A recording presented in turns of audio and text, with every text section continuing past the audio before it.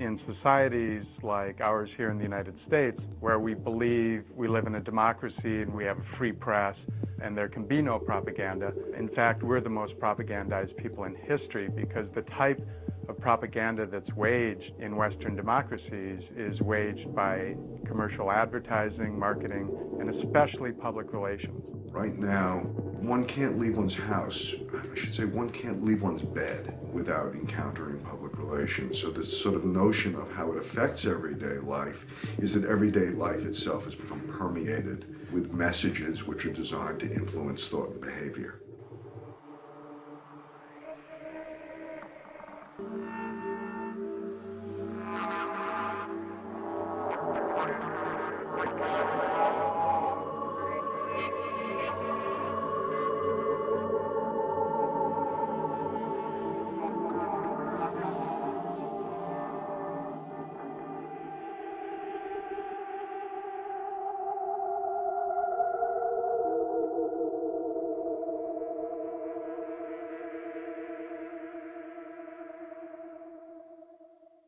Public relations is one of the fastest growing industries in the United States, employing over 200,000 people and earning millions of dollars annually for the leading firms, such as Fleishman Hillard, Weber Shandwick Worldwide, Hill & Knowlton, Burson Marsteller, and Citygate in SEPTA. The activities of these companies are vastly influential in shaping public policy and delivering information about products and services to consumers. But despite the important societal role they play, public relations firms are largely invisible, conducting their activities behind the scenes with little public scrutiny or questioning. As PR specialists are proud to proclaim, the best PR is invisible PR.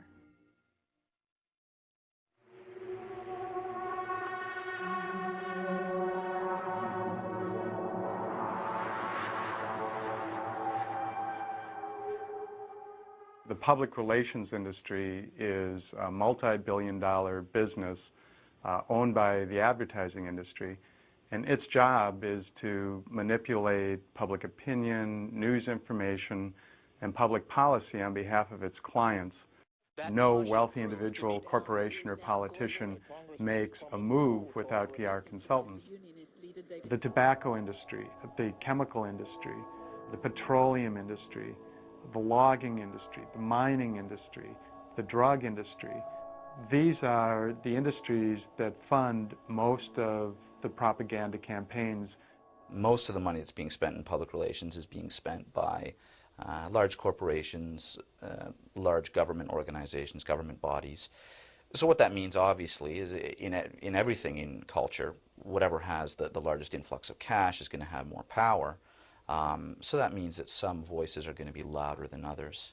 Big business has the connections and the money, the time and the skill to feed their propaganda messages through the great echo chamber of the media. And this is what gives them a tremendous advantage. Part of the role of a corporation in the democracy, part of the job of a corporation in democracy, is continually to massage reality in which ordinary people will see an identity between their own interests and the interests of a corporate enterprise system. It's about using every kind of technology, using every media outlet, using every outlet, period, available in the society to convince people that what you want them to believe is good for them. And not all public relations is bad.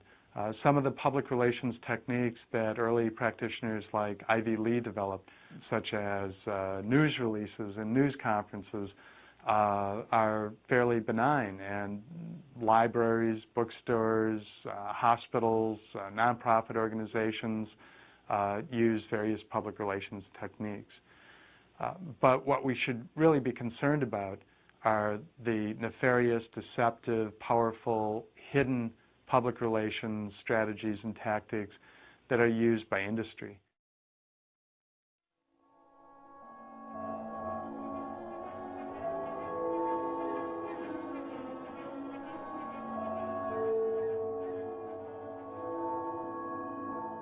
The history of modern public relations can be traced to the beginning of the 20th century, a period of unregulated corporate power and of growing social unrest in the United States.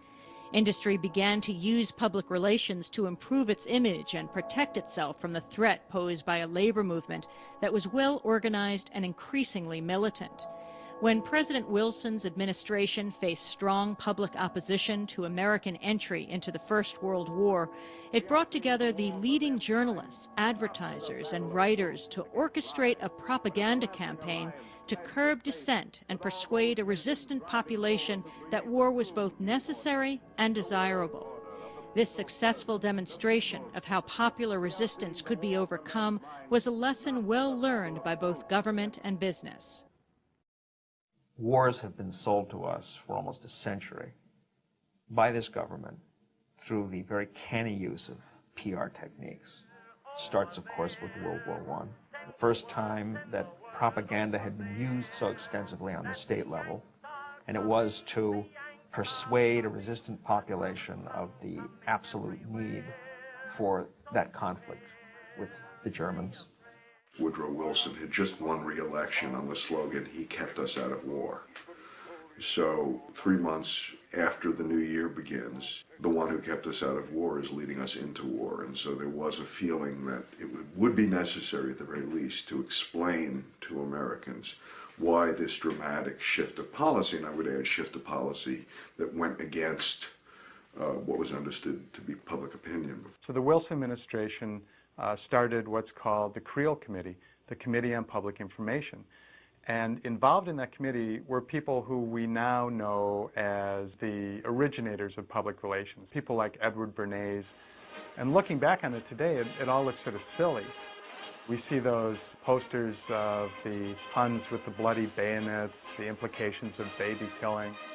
It was a matter of civilization versus barbarism. It was a wildly successful campaign, and it really put the PR profession on the map. Part of what happens in the cauldron of the First World War is that increasingly people involved in publicity start learning about and talking about and thinking about the kind of irrational motivations within the public mind. Edward Bernays comes out of the First World War with the conviction that the job of the public relations specialist is to understand those triggers which will impact on individuals and on the masses. Eddie Bernays considered himself a liberal intellectual, and he really believed that democracy is fundamentally flawed, and that unless propagandists were there to guide and direct society, democracies would fall into total anarchism. That democracies need an invisible ruling elite of public relations practitioners to lead the public in the proper direction. And I think what we're talking about here, and it's a pivotal moment, is that sort of moment where the basic idea of democracy, that the public is capable of thinking, and that if provided with adequate information, the public is capable of determining its own destiny. That idea begins to become seen, particularly by people involved in PR, and Bernays is, I would say, a central figure. That idea begins to be seen as more and more dangerous. If you let people sort of examine the facts and think about things, it's going to get in the way of executive action. Plain and simple. It was Bernays who really demonstrated unequivocally what PR could do for industry by his work in overcoming one of the biggest social taboos of the time, which was the taboo against women smoking cigarettes. What he did was he hired attractive young debutantes to march in the 1929 Easter Day Parade. And these debutantes marched down Fifth Avenue in New York on the arms of well-dressed gentlemen. Well, Bernays arranged to have this shocking event very well photographed, and he distributed the photographs so that this event was literally in pictures in papers across the country and across the world, from the New York Times on down. He solved the problem of the low cigarette sales by virtue of creating this news, which was, of course, fake. It wasn't a group of women on their own who decided, well, we're going to smoke cigarettes, darn it, and we're going to smoke them out in the open, whether anybody likes it or not. And if you think this is really ridiculous, just think of the extent to which even today, in cigarettes like Virginia Slims, this exact same theme is used. Smoke a cigarette and strike a blow for women's liberation.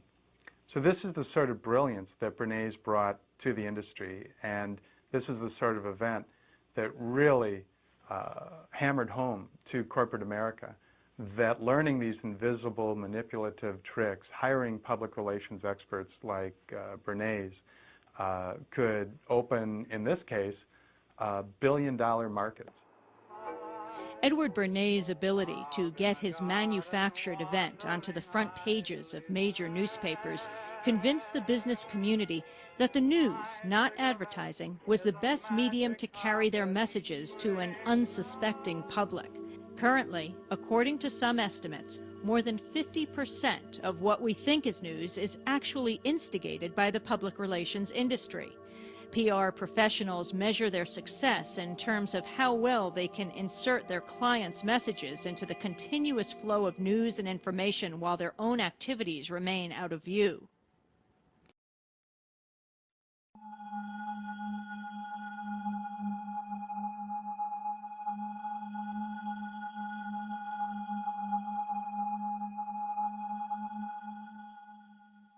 If you ask the public, who do you trust most for your news, typically the information that comes back is, well, you know, we trust our local TV anchor crew. We trust our local news people. These folks go out, they go to the softball games and the community events, they participate with the charities. They're branding their news team as being the folks you can trust here in Mayberry, USA. Coverage you can count on. Coverage you can count on. In today's business climate, local news divisions are under immense budgetary pressure to be profitable. The resulting corporate restructuring and downsizing has meant that there are fewer journalists and less resources to produce the same amount of news. In this context, where news directors are under pressure to produce more for less, they are vulnerable to offers of free, pre-packaged news that allow them to produce programming cheaply and efficiently. The public relations industry has used this vulnerability to transform local news into a promotional opportunity for their clients. That's why the world's leading companies and hundreds of other industry leaders have turned to TVI News. No matter what the topic, our Emmy Award-winning team of television journalists will craft your story into a format news stations will use. One that gets results. Consequently, news we may think is local often isn't, and in fact may not even be news.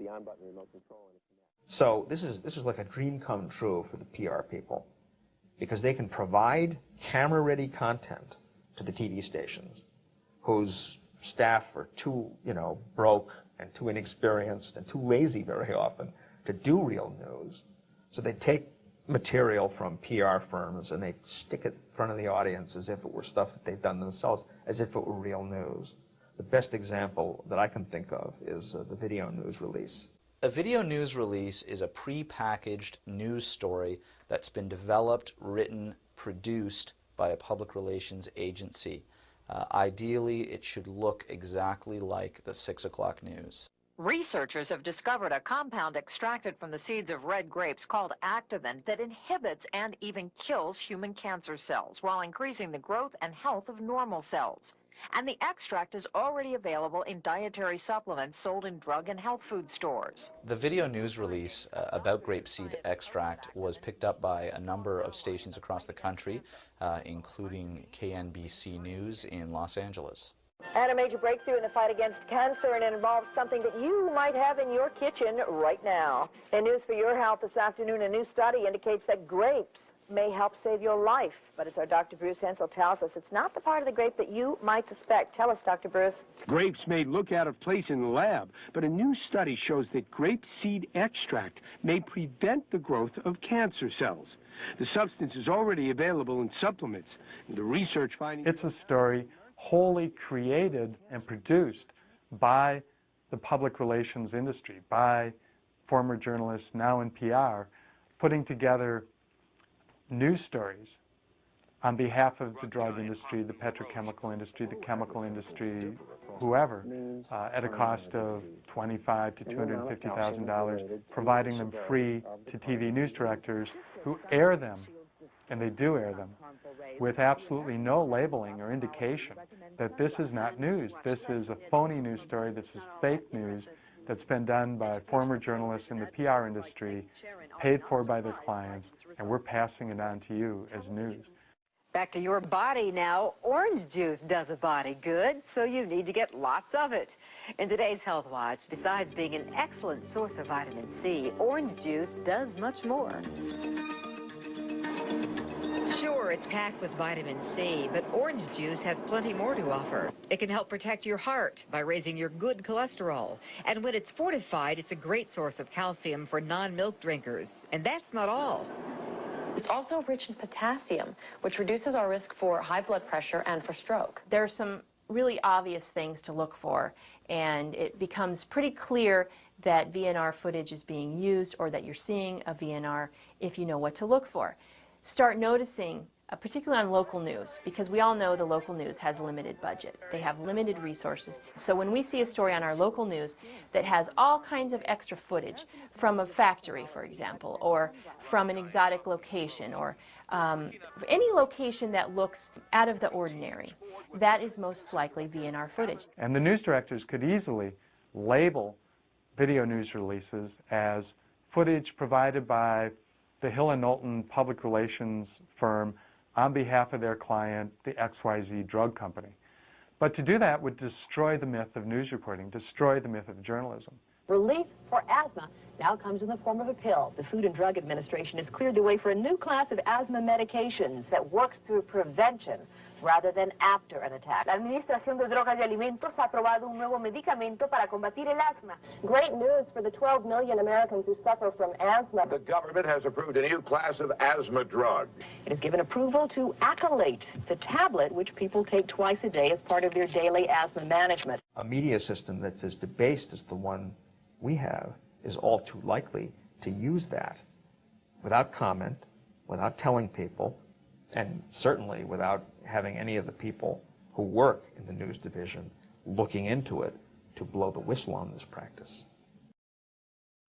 A cigarette. Yeah, that's true. The nicotine inhaler mimics a cigarette right down to the slight sensation in today's atmosphere.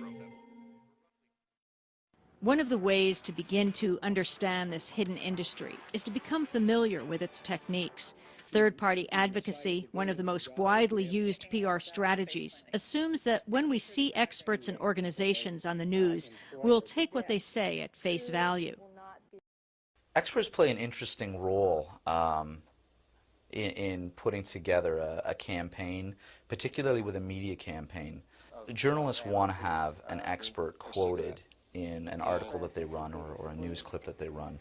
It lends credibility to what they're saying, and it's expected. So if you can provide an expert for a journalist who is credible in the eyes of the public, that saves a step for the journalist.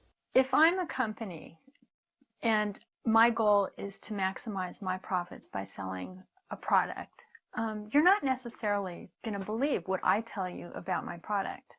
Whereas if there's a, quote, independent expert who says the same thing about my product or whatever issue we happen to be talking about, it's likely to carry a lot more weight with people. If I want to influence you, I don't even think about talking directly to you. I don't even entertain that idea. My job is to find out, who do you find credible? Who do you listen to? Who do you believe? Who is able to sway your opinions already? And then I go after those people. It's very, very easy to fall for the claims of some guy, like me, on camera, with a title in front of him. He's a professor of this, or he's a scientist who studies that. He's associated with this hospital, or with that foundation, or with this university. And people will nod as they watch, figure, well, he knows what he's talking about. The fact is that it's a very, very important weapon in the PR arsenal to trot out these august advocates and use them to try to sell whatever it is they're trying to sell. Obvious example of a third-party technique is taking a trusted independent scientist, such as Dr. C. Everett Koop. When Dr. Koop goes to bat for the pesticide industry, as he did in 1990, to help defeat an environmental proposition in California, it's very effective because Dr. Koop paraded all over the state saying over and over, look, I'm Dr. Koop, you trust me, if there are any problems with these pesticides, you'd hear it from me first, but there aren't. It's a very powerful message. What we found out in researching Dr. Koop is that in some instances, he and his organizations have been directly funded by industry. Anytime you see an expert blandly explaining the benefits of something that you may suspect isn't really good for you, I think it's a good idea to just type that person's name into the search engine there and see who it is.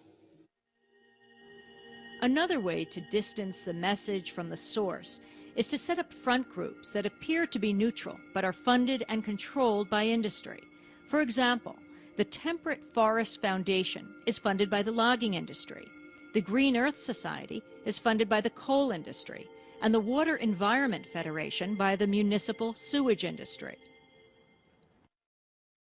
In the spring of 1995, while we were finishing up the book, Toxic Sludge is Good for You, I got a call from a very pleasant woman by the name of Nancy Blatt, who said she was with the Water Environment Federation.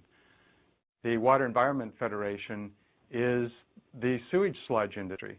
It's this massive Washington, D.C. based nationwide lobby that represents all the municipal sewage sludge plants.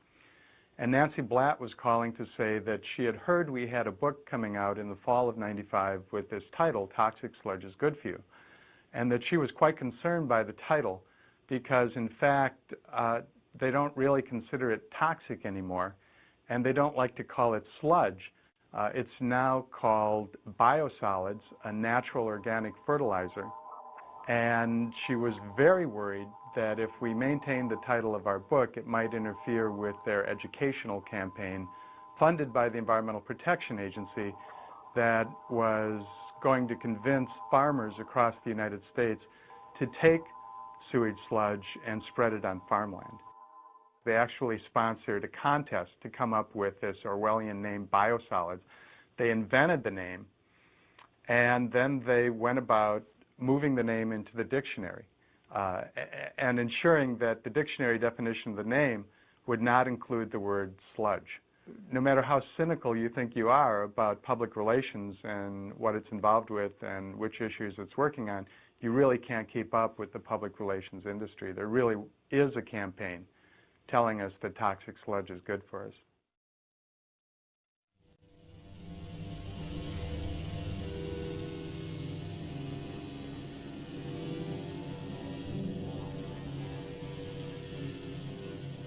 In 1990, Iraq, under the leadership of Saddam Hussein, invaded the neighboring oil-rich country of Kuwait. Immediately, the United States government began preparing for war with Iraq to protect its strategic interests in the region. However, the enthusiasm for war was not shared by most Americans, who, with the images of the Vietnam War still lingering in their minds, were not willing to risk the loss of life in what seemed to be another campaign in a distant land. As in the First World War, public relations stepped in to create the necessary imagery to convince reluctant Americans to abandon their hesitation. The Gulf War was a PR triumph of the first order, breathtaking, as successful in its way as World War I had been. They used every means at their disposal, as one must in a propaganda drive. They used all the available media, they used all the tricks in the book, and even added a few new ones. During the Gulf War buildup in 1990, the Hill & Knowlton, which was the public relations firm handling the account for the royal family of Kuwait, Hill & Knowlton set up this separate organization called Citizens for a Free Kuwait. This was purely a public relations organization, and it was set up to make it look as if American citizens are joining together, and of course they had one or two American citizens involved in it. I think one of the most effective parts of this campaign to get the country to go to war was a testimony given by a young girl, about 14 years old, named Naira. She testified before a congressional committee. Unbeknownst to the public, this whole hearing was set up with the help of Hill and Knowlton. And she testified that she saw Iraqi soldiers come into a hospital and dump babies out of incubators. Took the incubators and left the children to die on the cold floor. It was horrifying. But what's so insidious about all of this is that in the Gulf War case, the reporters reported these things as straight news. They reported these demonstrations straight news. They reported the hearing that Naira was at as straight news. They reported the UN Security Council meeting as straight news, even though there was very clear evidence that this was a public relations effort. The reporters know, when they can see, and they know people in the public relations industry very well, and they could see them around there. They could see all of the fingerprints, and it wasn't until about 5 months later that ABC sent a reporter named John Martin over there to the hospital where she was working as a volunteer, and discovered that there was nothing to the story at all. There might have been an accidental fall of a baby out of an incubator, but that was the only part of the story that was true. No, they didn't took them away from the incubator, to tell the truth. But there was no service, no nurses to take care of these babies, and that's why they died. But I mean, this is very specific. Iraqi soldiers took them out of the incubators and put them on the floor to die. I think this is something just for propaganda. And in fact, it wasn't until over a year later that another reporter, Rick MacArthur of Harper's Magazine, who called the Kuwaiti embassy and asked who Naira was. Any reporter could have done this, but nobody had, and he found out that she was the daughter of the ambassador from Kuwait to this country. I don't think that this country would have gone to war, really, certainly not at that point, if it hadn't been for this story, because this was such a powerful story and kept being repeated over and over again. They stole the incubators and threw the babies out of the incubators. 22 newborn babies were in incubators at Adan Hospital, and the Iraqi troops, turned off the oxygen. 40 newborn babies that had been taken from their incubators. Whose troops have bayoneted pregnant women and have ripped babies from their incubators in Kuwait. They had kids in incubators, and they were thrown out of the incubators so that Kuwait could be systematically dismantled. In many cases, when PR-driven information gets out into the public realm, especially if it's very inflammatory, even if it's found out later that it's false, it's sort of like a newspaper retraction. Rarely is the story about the information being false as largely and widely reported on as the original false event. Now, this is not to say that Saddam Hussein did not commit atrocities, because he did. But he committed not a single one of the atrocities that were ascribed to him by the propagandists working on American public opinion in the fall of 1990. Not a single one. No pregnant women were impaled on bayonets. No babies were dumped out of incubators. None of those things happened. But they took off like wildfire. The atrocity drive was simply one weapon in the PR arsenal of the pro-war forces, because the American people didn't want to go to war in that case.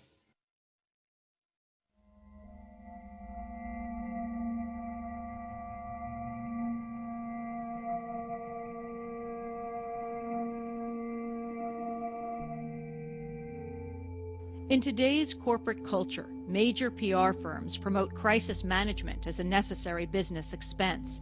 Whenever something bad happens to a corporation, often its first move is not to deal with the actual problem, but to manage the negative perception caused by that problem. The Tylenol Scare in 1982 is a textbook example of how to control damage to a corporate image. News reports that people were dying from Tylenol laced with cyanide prompted Johnson & Johnson to get involved with minimizing the fallout. They handled this basically through candor and kind of understated assurance that they would take care of the problem. Now, it's a different matter where the company is definitely at fault and the consequences are catastrophic. 1 year after the Exxon Valdez unleashed the biggest oil spill ever in the U.S., what have we learned? The Exxon Valdez, that event which occurred in 1989, is something that the public relations industry has looked at, and out of that event has come a little formula that the experts use, which is risk equals hazard plus outrage. The risk they're talking about managing isn't the risk to public health or the environment. The risk is to the corporate bottom line and the corporate image. In this case, Exxon, in the wake of that oil spill, because Exxon's image was devastated. Exxon did all the wrong things, and the public became outraged at Exxon. And what the experts say is, if you want to control the risk to your company's image and bottom line, what you have to manage isn't so much the problem at hand, the oil spill. That's sort of a technical problem.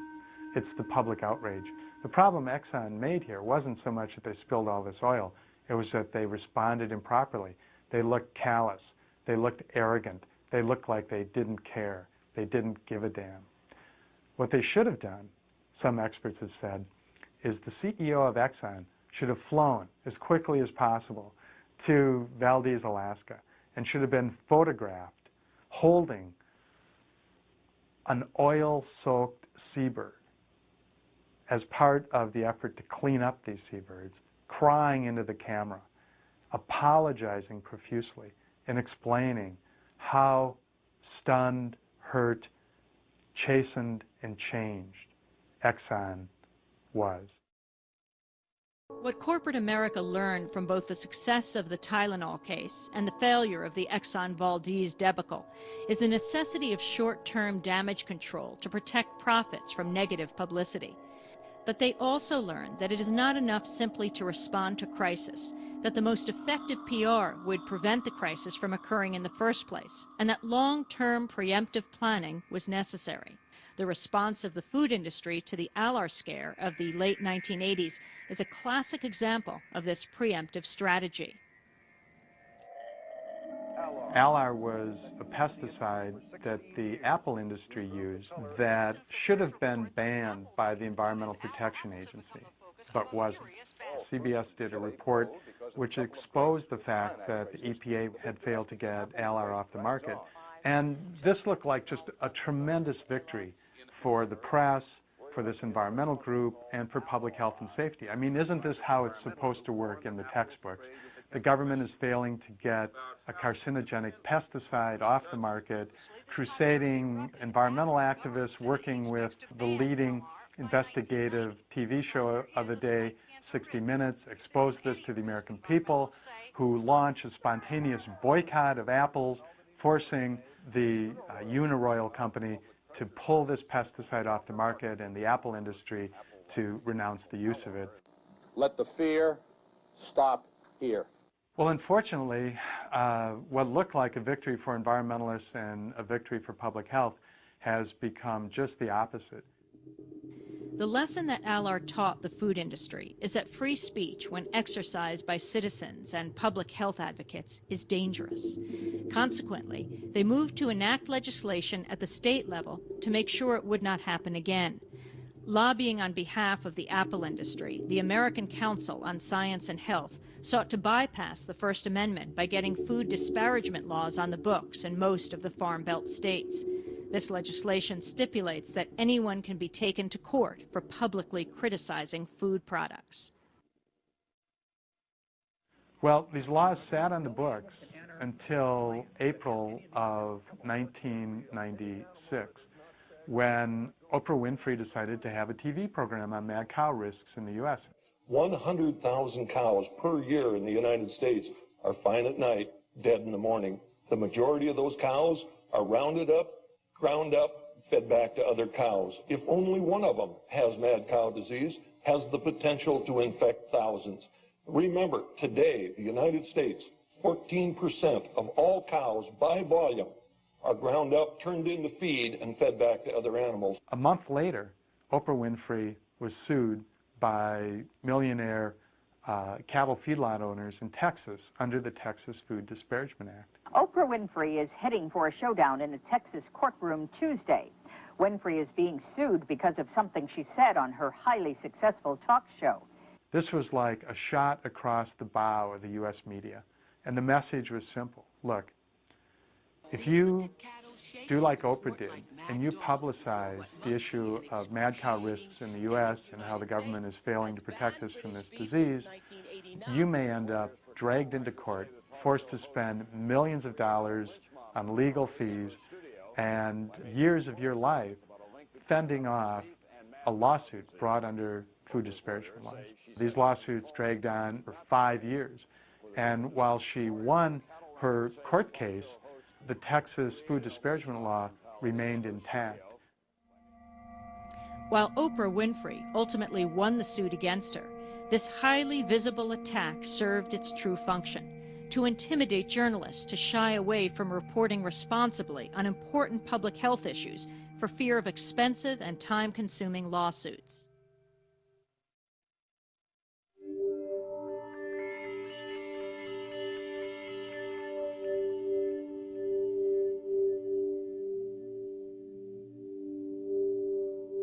By the 1990s, the field of biotechnology had become big business. Scientists, funded by industry, began experimenting with the genetic makeup of plants for commercial use, and genetically engineered foods hit the supermarket shelves in the mid-1990s.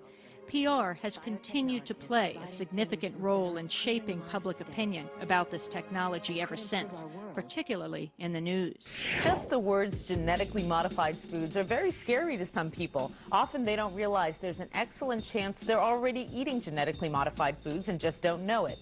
Genetic modification means scientists have gone in and changed a plant's genes to make it more useful in some way, such as more resistant to insects or more resistant to agricultural diseases. The government regulates these foods, and over 40 genetically modified plant varieties have completed all the federal requirements to go to market, everything from tomatoes to cantaloupes to corn. In Europe, there's been a full-scale revolt against biotech food products, and supermarkets have taken them off their shelves. You know, there's been a huge public outcry against them. And the biotech industry here has been terrified that the same thing would happen here. The biotechnology industry is launching a multi-million-dollar advertising campaign. The goal? To convince Americans that altering the genes of plants and animals can be for the good of man and not the end of mankind. In the United States, the biotech industry and the Biotech Council has launched a huge, proactive media campaign to basically squelch public debate, to try to get the public to accept these products without questioning them. Here is a perfect example of how PR works. You know, the other side, the crucial other side of propaganda per se is censorship. You have to wipe out the contradictory claims. You have to shut off those other voices so that they don't interfere with the message. So we don't really hear anything about genetically modified food being dangerous and why. We don't know what motivates the protesters, so that we're all that much readier to buy the view that they're just hysterics. They just hate America. Time after time, polls have shown that citizens, the public wants to know what's in their food. They want these products to be labeled, and Congress still has not enacted a bill that requires labeling. It's possible that this is genetically modified. Chances are that these products here, they're all genetically engineered. All of these bakery items may well contain genetically modified ingredients. This is most likely genetically engineered. It's possible that these strawberries, they're all genetically engineered. Chances are all of these different cheeses contain the genetically engineered bovine growth hormone. And this also may well contain genetically modified ingredients in it. Of course, since nothing's labeled, there's no way of knowing that. One of the PR assurances you hear repeatedly from the food industry and the U.S. government is that genetically engineered food is probably the most tested new technology in history. And this is supposed to really reassure you. What they don't tell you is, yes, that's probably true, but it's efficacy testing. The testing is to determine whether putting the genetically engineered gene into the soybean allows the soybean to kill insects. It isn't to answer the question of whether the soybean might also kill people. The testing required to answer the question, are genetically engineered foods safe for humans, has not been done. Because the issue of genetically engineered food did not get publicly debated, industry was able to promote the new technology using its own terms. By some estimates, the biotech industry is spending $1 million a week to fund its front group, the Council for Biotechnology Information. You see the full-page ad of the handsome, rugged, smiling soybean farmer from the Midwest in the New York Times over and over and over. And full-page ads in the New York Times are a bit pricey, reassuring us that his genetically engineered soybeans are not only going to save the family farm and promote agriculture in the U.S., but they're safe and they're going to feed the starving billions. And this is the sort of really disingenuous but effective propaganda tactic that the biotech industry has learned is effective, telling the American people that, hey, if we slow down the marketing of genetically engineered foods, if we require mandatory safety testing, if we require consumer labeling, what we're really doing is we're condemning the starving billions to continue starving, because genetically engineered food is going to save them from starvation. If we wanted to put all the money they're putting into PR, we could actually change the distribution system and probably feed the world. If they were really interested in feeding the world, then spending $1 million a week on PR would not be the place that they'd be putting their money. The case of genetically modified food is a clear example of how corporations view the role of the media in a democratic society, solely as delivery systems for their point of view, with the media and journalists hamstrung to provide the full range of information that citizens need. The real loser is democracy itself.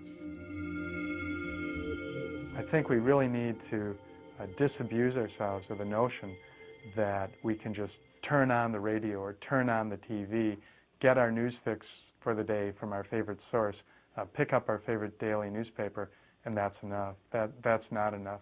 The important thing to do is to have a variety of sources of information. If you're counting on one news broadcast every single night to give you all your news, then you are being fed a lot of information that is not originating from journalists, but is originating from PR efforts. That's certainly the case. When the American people know what's going on, they tend to make the right decision.